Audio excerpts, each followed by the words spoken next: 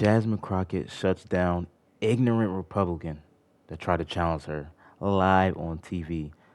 Let's get right into it. Let's go. I yield to the ranking member, or the remainder of my time to the ranking member. Thank you so much. I want to first of all say thank you to Congressman Frost again for this important amendment, which I strongly support. We should all be deeply concerned about voucher mills, which profit off students without delivering results. Voucher programs can be abused, and Democrats have historically worked to investigate.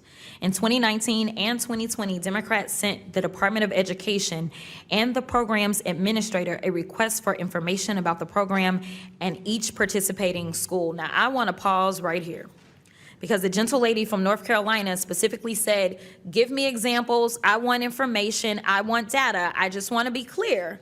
The Democrats have been trying to make sure that we could be responsible about taxpayer dollars and dig into this.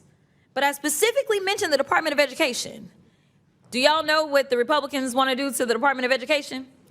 They put the wrestling lady over it, number one. And then she said that her job is to shut it down. So they started gutting it from within. And I've not heard anything from my colleagues on the other side of the aisle about how devastating that would be for our children to gut the Department of Education, a department that would do things such as collect data and conduct investigations around things such as this. Among those requests were the number of voucher students in each grade level and at each school, and the percentage of each school's revenue that came from the program. Neither the department nor the administrator provided the information, saying the enrollment data could identify students in the program, and they had no information on a school's source of revenue. Their responses strongly suggested schools participating in the program relied largely or solely on voucher students for their existence and could not attract other students based on quality. So I urge you to vote yes. In addition to that, there was an attempt to debunk what I was talking about. I just want to make sure that we clarify so we all on the same page. We are talking about federal funding because we are on the federal level. This is the U.S. House. And when we look at the federal appropriations, what they are proposing as it relates to SOAR is that there be approximately $24,000 per OSP student. So $30 million for OSP, $10 million for DC public schools, and $20 million for DC public charter schools. Those are the numbers, undeniably. That is what would be in our appropriations. And with that, I will yield. Chair is back. Chair recognizes Mr. Higgins from Louisiana. Thank you, Mr. Chairman. I yield my time to Ms. Fox. I thank Mr. Higgins. You know, our colleagues want to continue the Department of Education, which has done an abysmal job since it came into existence, unfortunately, as a bribe, again, to the unions to put it in existence. So yesterday, a report came out. The National Assessment of Educational Progress, NAEP, offered a grim outlook Tuesday for 8th and 12th grade students. Scores dropped to the lowest in decades for reading and math score among high school seniors, along with declines in 8th grade science. Mr. Chairman, I'd like to enter this into the record if I could. It's an article that it's in the Hill, but it was in, I think, every major paper. We've spent trillions of dollars through the Department of Education since its existence, and here's what was reported yesterday. In math, 45% of high school seniors scored below basic, the lowest since 2005. In reading, 32% in the exam taken last year scored below basic, the lowest since the exam began in 1992. And our friends want to keep the union schools in existence and deny the opportunity for students, particularly in DC and other places that we've had. It's devastating what's happening in the, quote, public schools. In 2023, NAEP found only 14% of students were reading for fun every day, with experts calling it a crisis.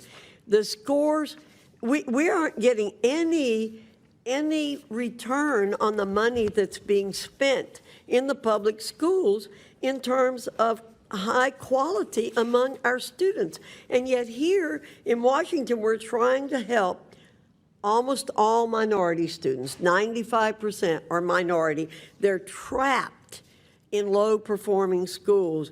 And through the opportunity scholarships, they have the opportunity to choose a high-performing school. And our colleagues want to deny them that. It's unfathomable that they want to do that. The best thing we could do in this country, we are in a race with China, India, and other countries who want to be first in the world, and particularly China. They want to take us over. And what are they doing? Focusing on helping students develop skills. And we're focusing on pouring money down a rat hole in terms of what we're spending for education. We are not helping our students. This amendment needs to be defeated. All the amendments that are going to come up need to be defeated. And I yield back, and I thank my colleague from Louisiana for yielding. I yield back my time to him.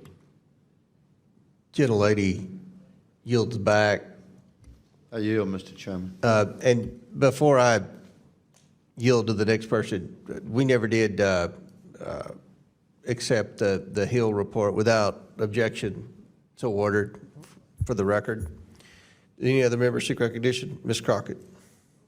Thank you so much. I just want to clarify, because I don't want the American people to watch this and be confused. When it comes to education, we typically don't have this big government view on things such as K through 12. When we're talking about our public schools, we're talking about our K through 12 students. There typically is a school board that is locally elected.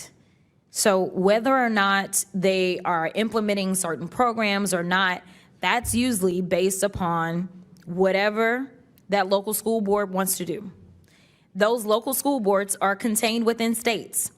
Those states have different rules about what tests they want students to take or not. So there's state law, there is local law, and then there is federal law. When we look to the Department of Education is around to ensure equal access to education. It is supposed to promote educational excellence and provide financial and technical support to states, local districts, students, and institutions. They also do things like making sure that there is federal aid that is available. So yes, the Department of Education absolutely has a role to play, but their everyday role is not to be in the classroom and make sure that tests are administered a certain way or that there is a specific curriculum. In fact, they're supposed to conduct things such as our civil rights investigations, another area that the Republicans seemingly want to gut. And when we talk about civil rights, we're talking about our uniquely able students as well. We are talking about making sure that the resources are available no matter if you are born with a disability, no matter if you are born into poverty, no matter what the circumstance is, there has to be a level set, and that is what the federal government is supposed to do, is to make sure that we have a level set. The only reason that we're talking about local issues is because obviously we're in DC, and DC needs statehood like yesterday so that they can make their own decisions. But instead, we're deciding what we're going to send into DC, and now this is supposedly about taking care of the poor black kids in DC. Well, let me ask you, what else have y'all done for poor black people in this country? Give me another bill that y'all got, because that is not what you are known for, is looking out for poor black people. I'm just saying, these are the facts. So, in fact, nobody mentioned the numbers or wanted to play on the numbers until I brought up the fact that at a private school, they can decide who they do and don't want.